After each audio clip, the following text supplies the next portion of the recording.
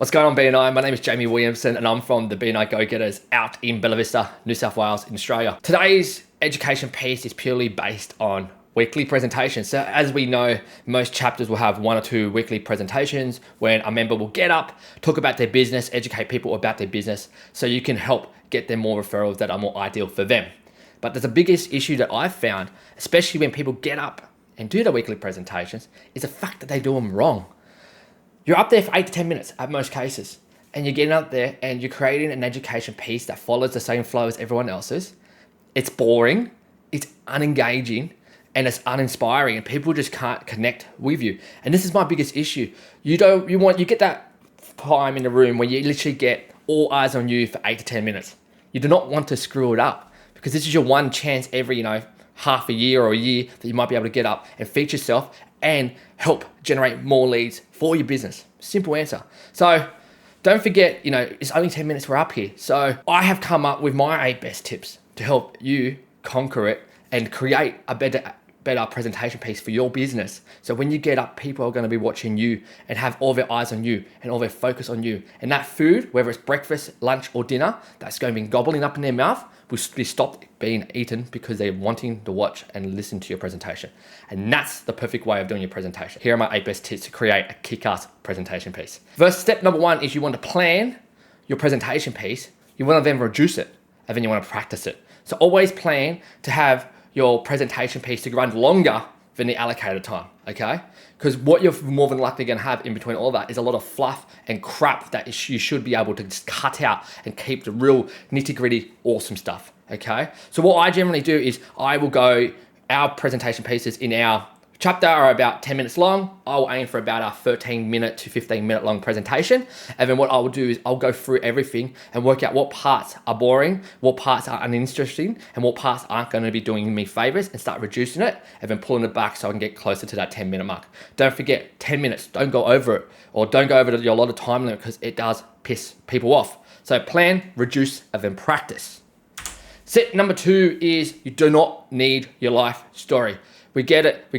You started from here and you got to here. Good on you. Congratulations. Yes, we're all businesses. We're all doing that as well. We don't need to know your life story. Keep it nice and short. Talk about your family for a couple of seconds. Talk about your dogs, your honeymoon, your love life, your hobbies, that kind of stuff. We don't care because in the end, that's what the one-to-ones are for. You can get up and talk about your life story, but you're not really selling yourself. You're just selling your story, not so much your business and how it's achieved stuff. You want to get up there and not bore people. And by getting up there and talking about your life story, I can tell you right now, I'm going to start eating my food. I'm going to stop paying attention. I'm going to try to find other things to look at in a room. And we do not want that happening. Number 3 is you don't want to always go for the hard sell because it doesn't work. Obviously, you're up there and all eyes are on you, but you don't want to get up there and throw out a crazy offer saying, hey, because it's my presentation piece this week, I'm giving out this really cool offer where you get X, Y, and Z discount just for these members in the room and anyone else for the next 72 hours. People don't like being sold to. If you're going to hard sell anyone, do it anywhere but BNI. Go have one-to-ones and build relationships with people. And then that you don't need to hard sell because the leads will naturally come to you because you built a relationship and you're not trying to hard sell yourself. I don't bother with hard selling myself. If people really want my marketing services, what they're going to do is come to me in the first place because I built that rapport with them and built the trust that I can do the job for them well. Hard selling is not going to get you anywhere. So do not get up there and just try to hard sell people with some crazy special offer because it will not work. Number 4, something you should be doing is sharing an experience, okay? Help us understand your experience and how you handle things. What I generally do is I will get up, I'll share something that I've done with a client. So maybe I've had a win. And then what I've done is I'll get up and I'll talk about that win and how I conquered that win and how I came about getting that win. Or you can get up and talk about how you won this client and then what you did to win this client, okay? And then what's going to happen is it's going to show you your skills and knowledge in the industry. So don't forget, when you get up, providing knowledge that you know what you're doing in your own industry is so far inviting to a business because it shows that you're knowledgeable and the thought leader of your industry. So if you can share something that is a positive experience with your business, whether it's a customer testimonial or something like that, people will love it and people will be able to connect with it. It's one of the things I always talk about in your referral request. Share a good experience that you might have had in your business. The other one is you share a challenge. Don't forget, we are all humans in the end. We're not or perfect. So why should we show that we're fully perfect businesses? Because we're not. We all make mistakes. We all have issues as we go. We all have growing pains. We all have big, massive F-ups where we're like, far out, this is the worst thing that could ever happen. But it's the fact that you're showing you're real and you're showing a challenge that you had.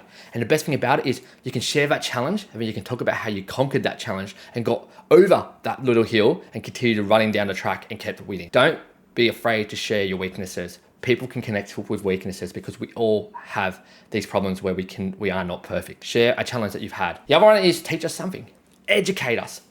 Give us some education about your industry, some industry secrets. I always say to people, give all the secrets out or tell all the secrets, but then you sell the implementation. So in a sense, if you can go out and educate people, let's say you're a building inspector, about things you can look for when you walk into your house and if you're looking to buy a house, the red flags, that there will get people remembering your knowledge as a building inspector because you're giving people tips on what to look for when they're going out to buy the first house. Same if you're a buyer's agent, same if you're a real estate agent, all those kind of industries, Even if you're a tradie, you can be talking about tips of, let's say you're cleaning driveways, for example, how to clean your driveway properly and what materials or what chemicals you can use to clean your driveway better.